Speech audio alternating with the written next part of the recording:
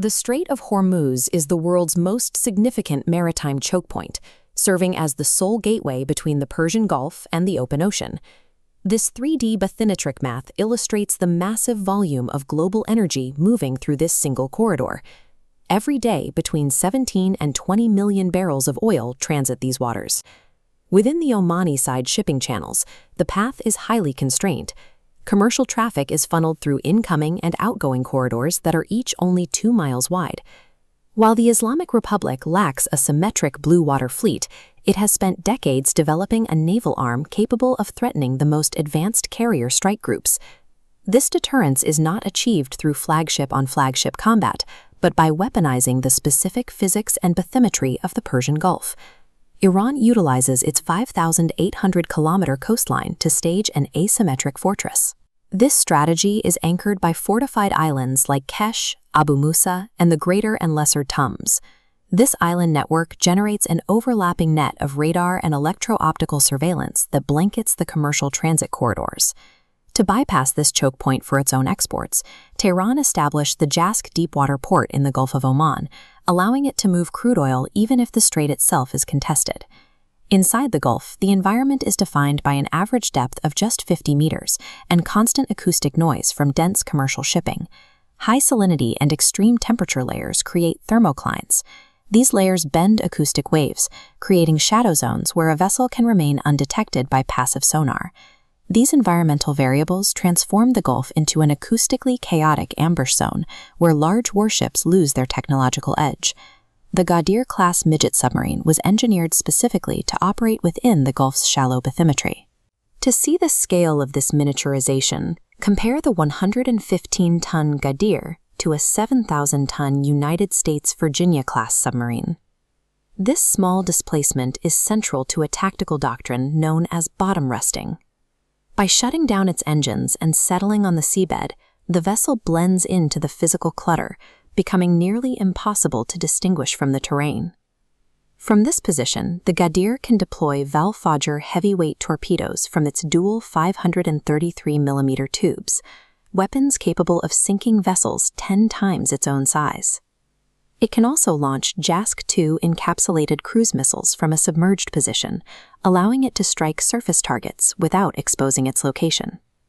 The Ghadir's small size allows it to navigate terrain that would ground a conventional submarine, creating a persistent, invisible threat that forces multi-billion-dollar sonar networks into a constant state of defensive alert. The second pillar of this deterrence triad is saturation mine warfare. Iran utilizes small, rapid speedboats to deploy sea mines. Using these agile craft allows for the covert deployment of explosive payloads. However, mining the strait itself is difficult.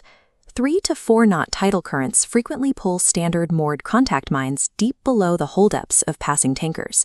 The engineering solution is the bottom-laying influence mine. Resting on the seabed, they project magnetic and acoustic detection fields upward.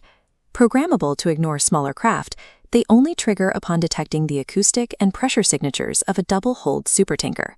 The effort required to neutralize programmable influence mines is so time-intensive and costly that the presence of even a small field acts as a paralyzing deterrent against commercial and military traffic. The final pillar of the triad is the Islamic Revolutionary Guard Corps Navy's fleet of fast attack craft. Zulfiqar missile boats utilize high-speed composite hulls and low radar profiles to close the distance to their targets. These craft are the primary nodes in Iran's swarm warfare doctrine. By coordinating dozens of heavily armed, rapid-moving nodes simultaneously, the IRGCN aims to overwhelm the tracking algorithms and defensive fire limits of a single large warship. This tactic strips advanced vessels of their offensive initiative, forcing them into a purely reactive posture, where they must defend against multiple incoming threats at once. This capability presents a paradox. Some analysts believe it would take only 300 mines to close the strait. Yet Iran typically restricts its operations to localized harassment. We see this in the boarding and impounding of specific tankers, such as the Stena Impero. Tactical harassment creates immediate economic friction, leading to rerouted vessels and spikes in maritime insurance premiums without halting global trade. A strategic blockade would have far more severe consequences. Halting 20 million barrels daily would trigger a global market crash and direct military retaliation. For Tehran, full closure would be a strategically unviable move that would destroy its own remaining revenue streams. A total blockade would also alienate critical partners like China, who rely heavily on the free flow of Persian Gulf energy. Iran's goal is not to close the strait, but to maintain a controlled environment where it dictates the threshold of acceptable risk for the world's energy supply. Iran achieves its strategic objectives by maintaining a credible, permanent threat architecture rather than initiating a high-intensity conflict. This forces the United States and its allies to bear the massive financial and operational costs of deploying anti-submarine and minesweeping assets just to navigate the Gulf safely. By managing escalation and avoiding mass casualties, Tehran keeps its actions below the threshold that would trigger an overwhelming conventional response.